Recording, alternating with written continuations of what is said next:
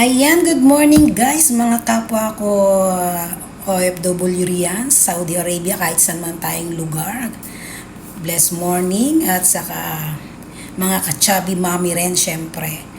Sa buhay OFW guys, i-share ko lang, kailangan nating ingatan ang ating mga sarili.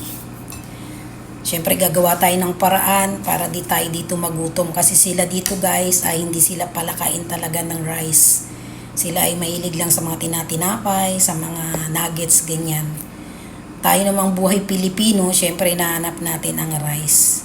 Syempre kailangan din natin pabayaan nating mga sarili guys kasi malayo tayo sa ating pamilya at walang mag-aalaga sa atin kung tayo man magkasakit dito.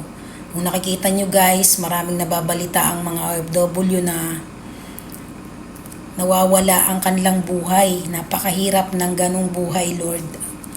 Kaya tayong mga kapwa nating ka-OFW dyan, dapat gumawa tayo ng paraan para at least malagyan natin ng laman ang ating tiyan.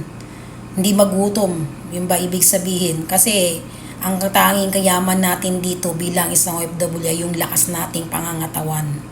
Diba? Kaya kahit papano, kung anong nandun sa kusina at free naman kayong magluto, kung okay sa mga amo nyo o kung di man, gumawa kayo ng paraan para kayo guys may kakain. Ito siya guys, ay may share lang ako ito.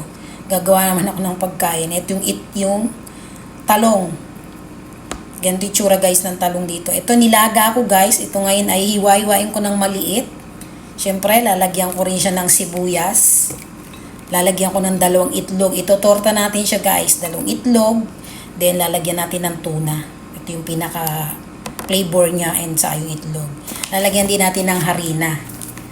Then, iasin tayo at saka syempre may paminta yan.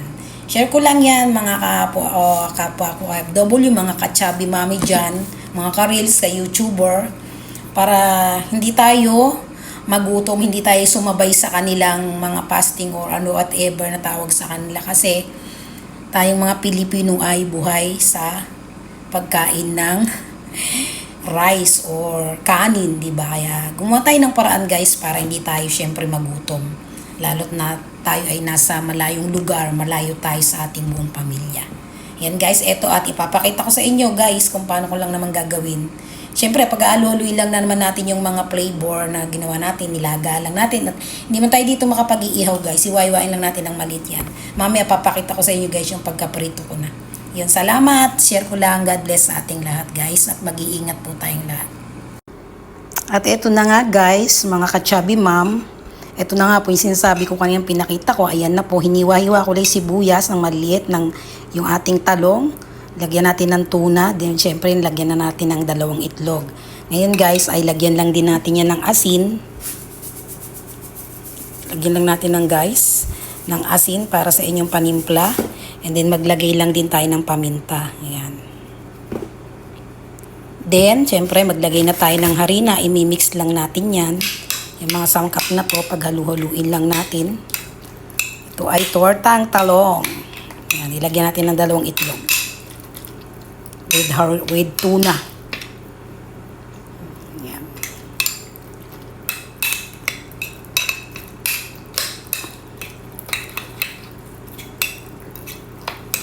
Then, lagyan natin siya guys ng kaunting harina.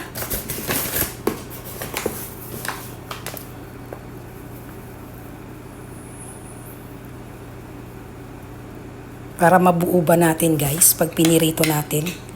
Para mabuo yung pagkaprito natin sa pagkating torta. Ayan. Tansyahin nyo lang din po guys kung kaano karami ang ilalagay nyo. Ayan. Nadagdagan pa natin ng paminta.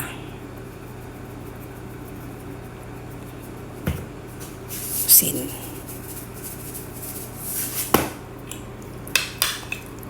Yan na siya guys, ang ating tortang talong with tuna.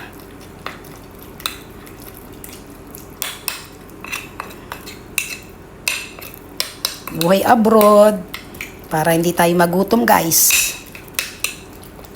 Yan. Then ipirito lang to natin guys, okay?